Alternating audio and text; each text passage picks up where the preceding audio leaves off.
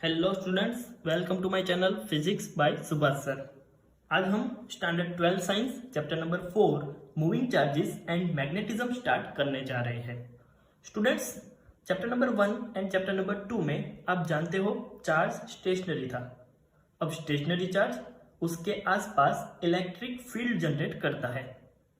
जब ये stationery charge motion में आएगा तो वो चार्ज करंट जनरेट करेगा।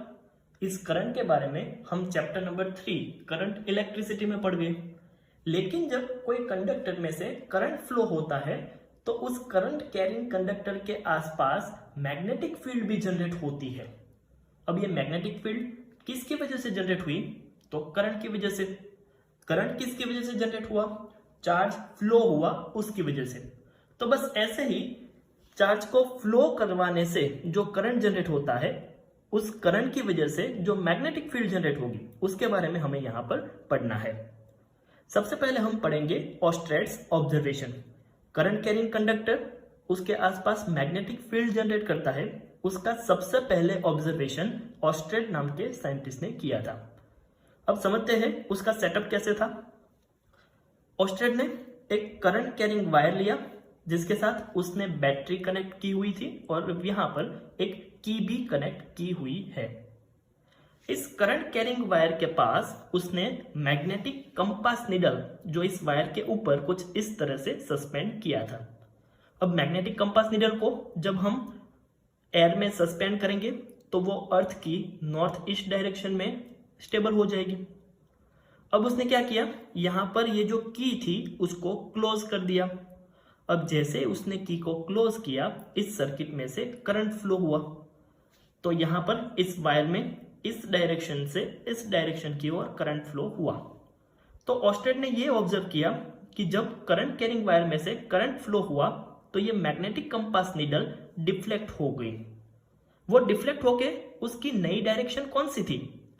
तो ऑस्ट्रेट ने ऐसा बताया कि अगर इस करंट कैरिंग वायर के आसपास एक सर्कल कंसिडर किया जाए, जिस सर्कल का सेंटर ये वायर है और उस सर्कल का प्लेन इस वायर के परपेंडिकुलर है, तो उस सर्कल के किसी भी पॉइंट पे अगर टेंजेंट ड्रॉ करें तो उस टेंजेंट की जो भी डायरेक्शन होगी उस डायरेक्शन में मैग्नेटिक कंपास नीडल डिफ्लेक्ट होगा।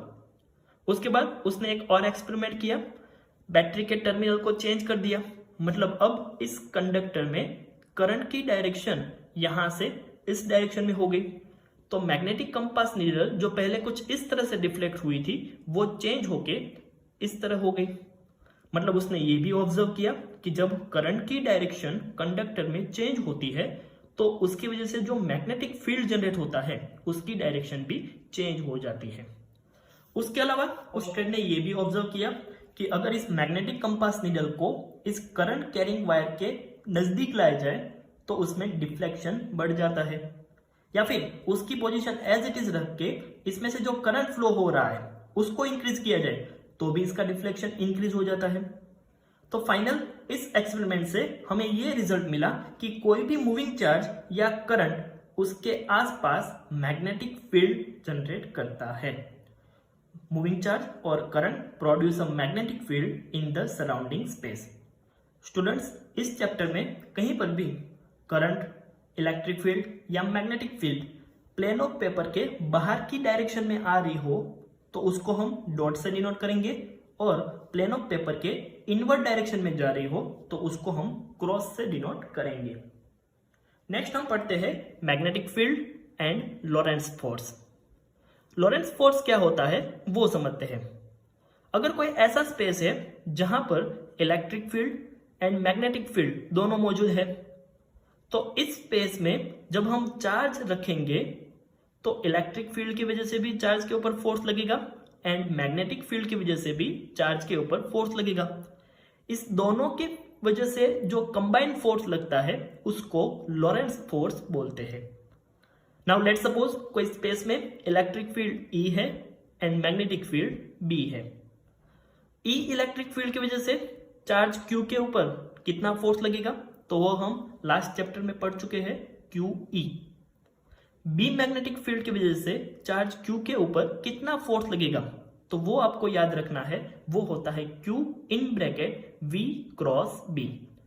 तो इस चार्ज Q के ऊपर कंबाइन कितना फोर्स लगेगा, टोटल कितना फोर्स लगेगा, तो वो हम इस तरह से लिख सकते हैं, force F vector equal to force due to electric field F E vector plus force due to magnetic field F M vector. Force due to electric field होता है Q E vector plus force due to magnetic field होता है Q into V cross B। तो इस charge के ऊपर combined force लगेगा F vector equal to Q in bracket E plus V cross B। जैसे कि हम आगे पढ़ चुके हैं कि किसी चार्ज को अगर इलेक्ट्रिक फील्ड में रखेंगे तो उस इलेक्ट्रिक फील्ड की वजह से उस चार्ज के ऊपर कौन सी डायरेक्शन में फोर्स लगेगा। अगर पॉजिटिव चार्ज है तो उसको इन direction of electric field force लगेगा, और अगर नेगेटिव चार्ज है तो in opposite direction of electric field force लगेगा। वैसे ही अगर चार्ज को मैग्नेटिक फील्ड में रखेंगे तो उसको कितना फोर्स लगेगा, कौन सी डायरेक्शन में फोर्स लगेगा, वो समझते हैं। मैग्नेटिक फील्ड की वजह से चार्ज के ऊपर लगने वाला force Q velocity vector and magnetic field vector के ऊपर डिपेंड है। मैग्नेटिक फील्ड में पॉजिटिव चार्ज के ऊपर जिस डायरेक्शन में फोर्स लगेगा, नेगेटिव चार्ज के ऊपर एग्जैक्टली इसके ऑपोजिट डायरेक्शन में फोर्स लगेगा। यहां पर हमने मैग्नेटिक फोर्स का इक्वेशन ऐसा कुछ लिखा हुआ है, Q V vector cross B vector. That means magnetic force velocity vector and magnetic field vector का क्रॉस प्रोडक्ट है, मतलब वेक्टर मल्टीप्लिकेशन है। इसका मतलब ये हुआ कि इन दोनों के वेक्टर मल्टीप्लिकेशन का रिजल्टेंट वेक्टर इस दो वेक्टर से जो प्लेन बनेगा उस प्लेन के परपेंडिकुलर होगा। मैग्नेटिक फील्ड की वजह से जो फोर्स लग रहा है उसकी direction by using screw rule and right hand thumb rule हम फाइंड कर सकते हैं। एक एग्जांपल से समझते हैं। लेट्स सपोज हमारे पास दो वेक्टर है, ये ब्लैक पेन वेलोसिटी वेक्टर है and yellow pen magnetic field vector है। इस दोनों वेक्टर की वजह से यहां पर एक चार्ज रखा हुआ है, उस चार्ज के ऊपर कौन सी डायरेक्शन में फोर्स लगेगा। तो हमने ये पढ़ा है कि फोर्स की direction velocity vector and magnetic field vector के प्लेन के परपेंडिकुलर होगा। मतलब यहां पर ये एक प्लेन बन रहा है, उसके परपेंडिकुलर मतलब अपवर्ड डायरेक्शन या डाउनवर्ड डायरेक्शन हो सकती है। अब हम ये समझते हैं कि राइट हैंड थंब रूल कैसे लगाएं। हमें करना है V क्रॉस B। तो पहले जिस डायरेक्शन में वेलोसिटी वेक्टर है उस डायरेक्शन में हम अपनी फिंगर्स रखेंगे। उसके बाद V क्रॉस B है तो वेलोसिटी वेक्टर से जिस डायरेक्शन में मैग्नेटिक फील्ड वेक्टर है उस डायरेक्शन में हमारी फिंगर्स को कर्ल करेंगे। यहां पर मैग्नेटिक फील्ड की डायरेक्शन इस और है तो हमने फिंगर्स इस तरह से कर्ल की, तो हमारा थंब की जो डायरेक्शन होगी वो हो जाएगी फोर्स की डायरेक्शन। अगर मैं इसको V वेक्टर एंड इसको B वेक्टर मानूं तो क्या होगा, वेलोसिटी वेक्टर में हम अपनी उंगलियां रखेंगे, उसको कर्ल करेंगे मैग्नेटिक फील्ड वेक्टर में, तो मेरा थंब डाउनवर्ड डायरेक्शन में आएगा। दैट मीन्स तो फोर्स की डायरेक्शन ऑपोजिट हो जाएगी। इसके अलावा स्क्रू रूल कैसे अप्लाई करें वो समझते हैं। हमें फाइंड करना है V क्रॉस B। तो V एंड B की वजह से जो प्लेन बन रहा है वहां पर हम स्क्रू का हेड रखेंगे। हमें यहां पर फाइंड करना है V क्रॉस B, इसलिए हमें स्क्रू को घुमाना है V से B की डायरेक्शन में। जब हम इस स्क्रू को V से B की डायरेक्शन में घुमाएंगे तो ये स्क्रू कौन सी डायरेक्शन में आगे बढ़ेगा, ये स्क्रू अपवर्ड डायरेक्शन में आगे बढ़ेगा या डाउनवर्ड डायरेक्शन में आगे बढ़ेगा। वो जिस डायरेक्शन में आगे बढ़ेगा वही डायरेक्शन फोर्स की डायरेक्शन होगी। मैग्नेटिक फोर्स का मैग्नीट्यूड हम कुछ इस तरह से लिख सकते हैं, F vector magnitude equal to, यहां पर V क्रॉस B को हम ऐसे लिख सकते हैं VB sine theta Q as it is.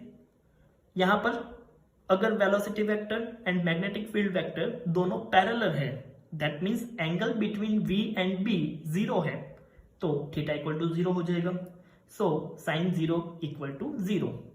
तो अगर किसी चार्ज के लिए velocity vector and magnetic field vector parallel है तो उसके ऊपर लगने वाला फोर्स 0 होगा। The SI unit of magnetic field B is newton second per coulomb metre. This unit is also called tesla, जिसको हम कैपिटल टी से डिनोट करेंगे। मैग्नेटिक फील्ड का एक स्मॉलर यूनिट भी है जिसको गॉस बोलते हैं। 1 गॉस इक्वल टू 10⁻⁻⁴ टेस्ला होता है।